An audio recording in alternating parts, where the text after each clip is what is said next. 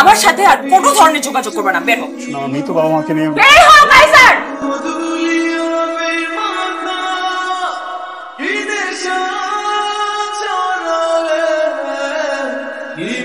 রোশন, হয় হাসো না হয় তাকিয়ে থাকো, দুটো একসাথে পড়ো না। আমার দুর্বল হৃদয় তো দিতে পারে না। মাঝে মাঝে মনে হয় তোমাকে ব্যাঙের মতো করে খেয়ে ফেলি।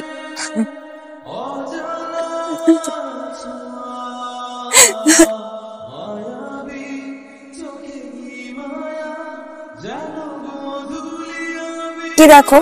চুল। চুলের উপর পড়ে থাকা আলো, মেঘ গলে সব আলো তোমার চুলে এসেছে। মাঝে মাঝে কি মনে হয় জানো? কি? সৃষ্টিকর্তা আলো সৃষ্টি করেছেন যেন পৃথিবীর সকল প্রেমিকাকে সুন্দর দেখায়, বিশেষ করে আমারটাকে। যদি রাইটিং কে প্রফেশন হিসেবে নিতে চাও তাহলে ধ্যান, ধারণা, জ্ঞান সবকিছুতে শুধু এইটাতেই মনোযোগ দাও, কারণ জীবনে কোথাও ফোকাস না করলে, মনোযোগ না দিলে সাকসেসফুল মানুষ হতে পারবা না। ওকে, ইওর হাইনেস। আসুন আলিঙ্গন করি। এই ভাষা তো কি হয়েছে? আচ্ছা এক মিনিট, তোমার চোখে কিন্তু সমস্যা আছে। হ্যাঁ, চোখে দেখি না, অন্ধ। আমার বিপদ তোমার চোখে। অন্ধ আমি, অন্ধ। ভাষা যাও।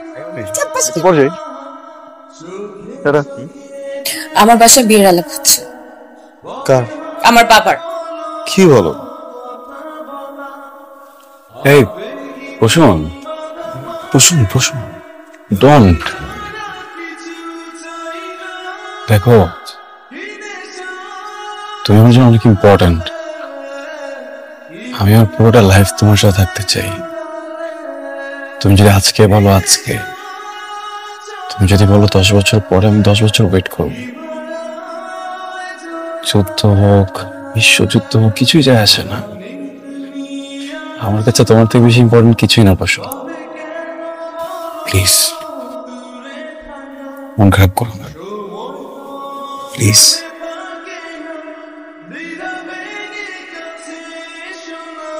আমি প্রশ্নের কাছে যেটা শুনলাম, তুমি জব করতে চাও না, বিজনেস করতে চাও না। মানে মানুষজন বলে একদিনও হুমায়ুন আহমেদের মতো বড় হবে। একদিন? এখন তো না। ওর তো কোনো ক্যারিয়ার গোলই নেই। ও যে প্রফেশনটা বিলং করে, এটা তো কোনো ফিউচার নেই। একটা বুলশিট প্রফেশন।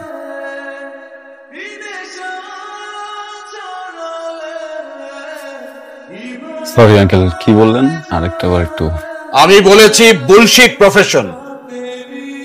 আচ্ছা, মানে আপনার কাছে মনে হচ্ছে যে রাইটিং প্রফেশন বুলশিট। ভালো কোন প্রফেশন মনে হয় আপনার কাছে? হ্যাঁ, দুর্নীতি করা, ঘুষ খাওয়া। হ্যাঁ, শাট আপ! কি বলছো তুমি? আঙ্কেল চিৎকার করবেন না। আপনি আপনার বুকে হাত দিয়ে বলেন তো, এই যে আপনার বাড়িতে আপনি এরকম দামি সোফা রেখেছেন, আপনি যে লাইফস্টাইল মেনটেন করেন, আপনি যে স্যালারি পান ওটাতে যায়, আপনি ঘুষ খান না? কাইজার, এটা দেখার দায়িত্ব কি তোমার? তুমি কার সাথে কথা বলছো জানো? আমি ঘুষখোরের সাথে কথা বলছি। Shut up! তোমার বাবা মা তোমাকে কোনো শিক্ষা দেয়নি? আঙ্কেল প্লিজ বাবা মাকে নিয়ে কথা বলবেন না। Shut up! তুমি আমার বাড়িতে এসে কথা বলছো, আমাকে অপমান করছো। আপনি বাবা মাকে নিয়ে কথা বলবেন না প্লিজ। তোমার বাবা মা হচ্ছে অশিক্ষিত, মূর্খ, এবং তুমিও তাই হয়েছো। কি মানুষ নাকি জানোয়ার? সে তখন থেকে দেখছি বাবা একটা কথা বলে তুমি কথা বলেই যাচ্ছ, বলেই যাচ্ছ, বলেই যাচ্ছ। কেন, কি সমস্যা তোমার? উনি একটা বয়স্ক মানুষ, উনি না হয় তোমার কোনো কথায় বিরক্ত হয়েছে, তাহলে একটু মুখটা বন্ধ করে রাখো। প্রফেশন নিয়ে কথা। মুখ বন্ধ করো কাইজার। কাইজার বাসা থেকে বের হও। আমার বাবা মাকে নিয়ে। কাইজার, আমার বাসা থেকে বের হও। Just because I love you, আমি আমার দারোয়ান আজকে ডাকতেছি না। আর এটা কোনো ওয়ার্নিং না, এটা আমার ফাইনাল ডিসিশন। আমার সাথে আর কোনো ধরনের যোগাযোগ করবে না, বের হও। আমি তো বাবা মাকে নিয়ে। বের হও কাইজার।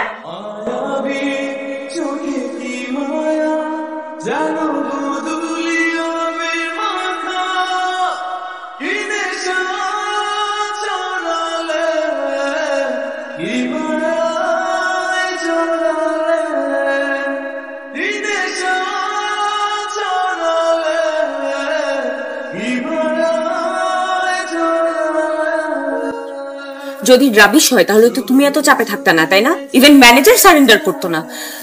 প্লিজ আমাকে বলো ব্যাপারটা কি? এটা ফাইন্যান্সিয়াল প্রজেক্টের প্রবলেম, বড় একটা ঝামেলা হয়েছে। তাহলে তোমাকে একা কেন স্যাক করবে? Because I am the team leader. কি আশ্চর্য, you are the team leader. তো তোমার সাবঅর্ডিনেট আছে না, শুধু তোমার চাকরি যাবে কেন? তাহলে সবার চাকরি যাওয়ার কথা, তাই না?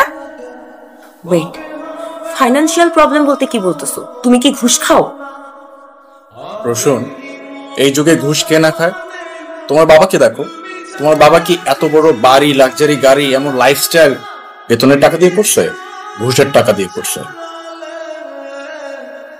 শোন, আমরা আর্গুমেন্ট না করি। আমি একটা প্রবলেমে পড়ছি মানে আমাদের হোল ফ্যামিলি প্রবলেমে পড়া। আমি যদি এখন জেলে যাই, এটার জন্য তুমি সাফার করবে না, আমাদের সন্তান সাফার করবে না, এতটুকু তো বোঝো, রাইট? তুমি প্লিজ সিও স্যারের সাথে একটু কথা বলো গিয়ে। এই তদন্ত কমিটি না থাকলেও তো আমি এই প্রবলেম এক চুটকিতে ম্যানেজ করে ফেলতাম, এটা আমার জন্য কোনো ব্যাপারই ছিল না। এখন তদন্ত কমিটি সিও স্যারের ভয়ে একটু এদিক সেদিক করতে পারতেছে না, এটাই হয়ে গেছে মেইন প্রবলেম। তুমি একটু প্লিজ কথা বলো, প্লিজ। খাও।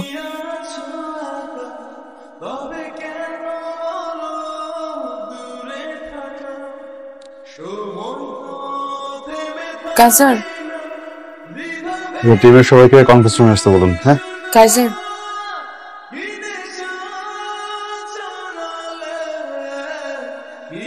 বাপি সাহেব, ওনাকে বলুন আগামীকাল আসতে। আপনাকে জন্য ফোন করে তারপর আসে।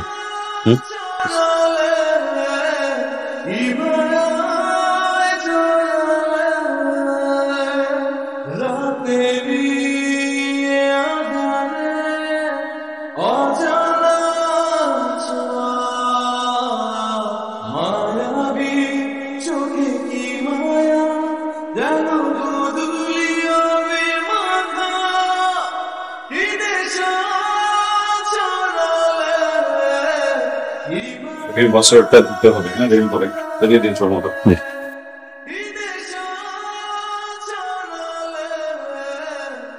আপু, আপনার কালকে আসেন। হ্যাঁ, স্যারের সাথে কথা বলতে পারছিল? কালকে আবার যেতে বলেছে। এই মহান আদর্শবান সিওর বাচ্চা যে কয়জনের নাম লিস্ট করছে প্রত্যেকটাকে জেলে পাঠাইছে। রোশন, তুমি প্লিজ আরেকবারের জন্য লাস্ট ট্রাই করবা। You my last. তুমি প্লিজ আরেকটা বার একটু কথা বলে দেখো ম্যানেজ করা যায় কিনা। উনি ম্যানেজ হলেই সবকিছু সলভ হয়ে যাবে। আমার সাথে কথা বলার জন্য কি 5টা মিনিট সময় নেই তোমার হাতে? ম্যাডাম ম্যাডাম ম্যাডাম, আপনি আপনি এখানে madam, please madam. Sir, thank you sir.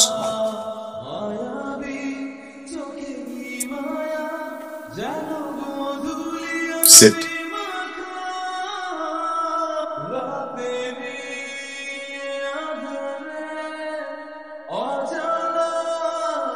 বলুন। আমার হাজবেন্ডের নাম আবরার ফাহিম। ওর এগেইনস্টে তদন্ত কমিশন গঠিত হয়েছে, কিন্তু ও কিছু করে নাই।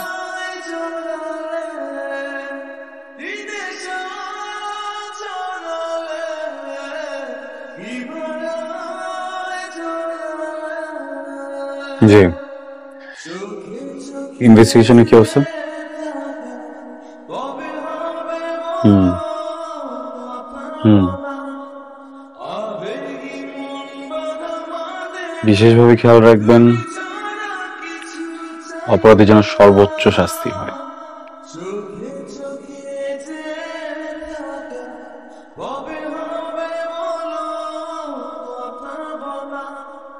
আপনি আসতে পারেন।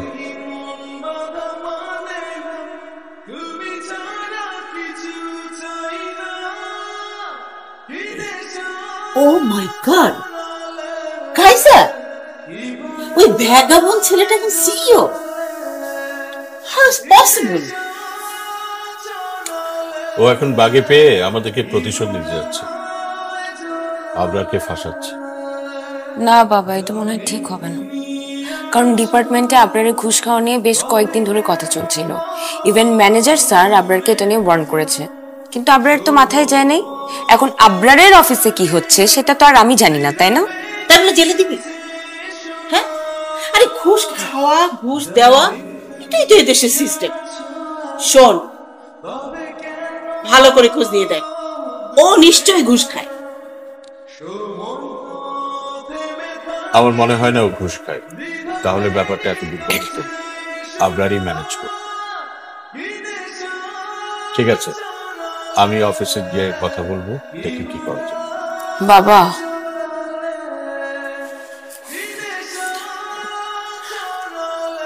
ও যদি তোমাকে আবার অপমান করে? মানে বিপদে পড়লে হাতিও গিয়ে চিকার পায়ে ধরে, কিছু করার নেই। ও, তুমি হাতি ছিলে, এখন চিকা হয়ে যে তাকে হাতি বানিয়ে তার পা ধরবে, তাই না? তোমাদের যা মন চায় তাই করো, আমি এসবের মধ্যে নেই। কাইজার, তুমি কি আমাকে চিনতে পেরেছো? জি না, কে আপনি? আমি প্রসূনের বাবা। সরি, কোন প্রশ্ন? আমি আসলে এসেছিলাম আবরার ফাহিমের ব্যাপারে কিছু বলার জন্য। ছেলেটার যদি এখন জেল জরিমানা হয়, আমার মেয়েটা দুধের বাচ্চাকে নিয়ে অসহায় অবস্থা করবে। এই সমাজে একটা শিশুর বাবা যদি জেলে থাকে, তার বেড়ে ওঠাটা স্বাভাবিক হয় না।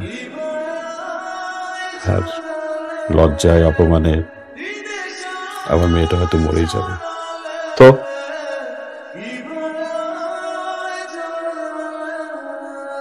এখানে আমার কি করার আছে বলুন? দেখুন মিস্টার, আপনার নামটা যেন কি? আমার নাম হোয়াট এভার। দেখুন, আমি দুর্নীতিবাজ, ঘুষখোর, এই ধরনের মানুষগুলোকে না আপনি দেখতে পারি না। বিশেষ করে এদের হয়ে যারা সাফাই গাইতে আসে, তাদেরকে তো আরো না। আপনাকে একটা অ্যাডভাইস দিই, আপনার জন্য খুব ভালো হবে যদি এক্ষুনি এখান থেকে বেরিয়ে যান। বলেছিলাম বাবা, ও তোমাকে আবার অপমান করবে। আরে ও তো অপমান করার জন্য বসেই ছিল। এটা অপমান না, এটা প্রতিশোধ। আমরা পুলিশ দিয়ে ধরিয়ে দিয়েছিলাম, সেই জন্য প্রতিশোধ দিল। না বাবা, কাজ আমার প্রত্যাখ্যান মানতে পারে না। চাকরি, সাফল্য, দুনিয়াদারি, এইসব কিছুই ওর মাথায় কখনো ছিল না। সরল সাদামাটা জীবন ছিল, চলছিল সে পথে। একদিন সব পাল্টে যায়। তুমি কি চাও আমার থেকে? আমার জীবনটাকে তুমি তছনছ করে দিতে চাও? তুমি কি আমাকে রাস্তায় ফেলে দিতে চাও? তুমি আমাকে পথে বসাতে চাও? তুমি কি চাও আমি আমার বাচ্চাটাকে নিয়ে রাস্তায় রাস্তায় ঘুরে বেড়াই? কি করলে তোমার একটু শান্তি হবে বলো তো? তোমার অনেক রাগ না আমার উপরে? কি তোমার সাথে পার্সোনাল সময় কাটালে তুমি খুশি হবা? তুমি আমাকে তখন শান্তি দিবা?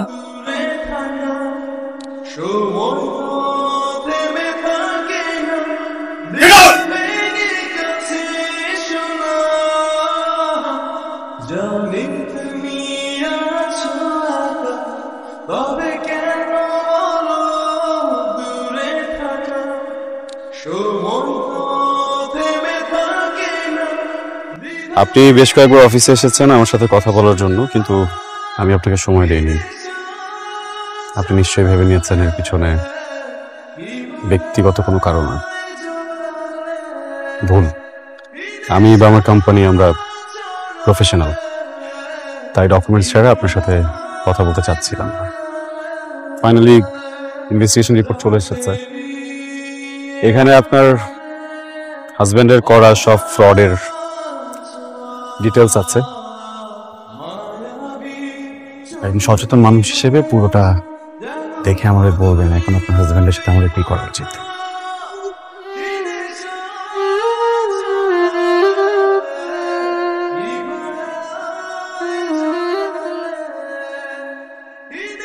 তোমার যেটা ভালো মনে হয় তুমি করো। আমার তোমাকে বলার কিছু নেই। মিসেস ফাহিম, আমরা অবিবেচক নই। আপনার পরিবারের বিষয়টা আমরা ভেবেছি, আপনার সন্তানের বিষয়েও ভেবেছি। আপনার হাজবেন্ড যে পোস্টে চাকরি করছিলেন তার জন্য আমরা বাহির থেকে এখন কাউকে হায়ার করছি। অ্যাপয়েন্টমেন্ট লেটার আপনি চাইলে কাল থেকে জয়েন করতে পারেন।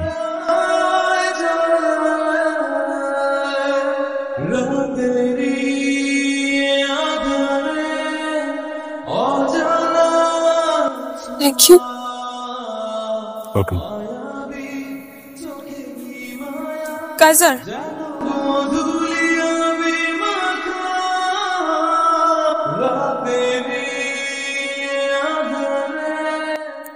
আমাকে কি একবার নাম ধরে ডাকবে?